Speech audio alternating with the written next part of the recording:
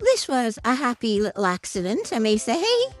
It didn't go exactly to plan, but it did end up tasting absolutely delicious, and I have included the recipe in the description.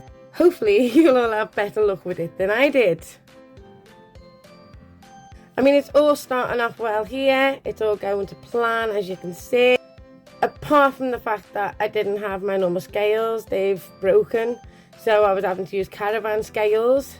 So this then meant that I was having to use tinier bowls and do everything in sections and then add more to. Oh, it was a nightmare, utter nightmare. My sugar was still damp because I made it myself. So I had to crush that up into a powder a bit more. Honestly, you just couldn't have written it. And I mean, just look at this. I was literally just squishing it and squashing it into shape. I used my grated butter. That was frozen, so I grated it. I tried layering it on. That didn't work. I tried rubbing it in, slapping it about a bit. Decided to just cover it in the powder, know for the best. And then it came to the rolling it. And as you can see, that didn't go very well to plan either. I'm just abusing it a bit more there. And I just decided to just scoop it up and just whack it on and hope for the best. But look at it. It looks absolutely hilarious.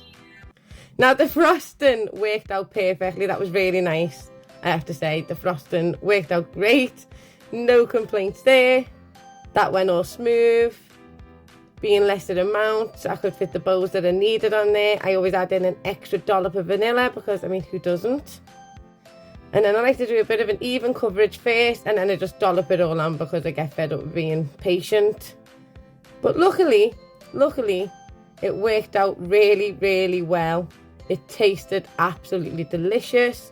It was obviously in the morning when I baked this, so we used my ugly mug to startle everyone. Nobody needs to see me eating. And I did manage to nip out and get some new scales.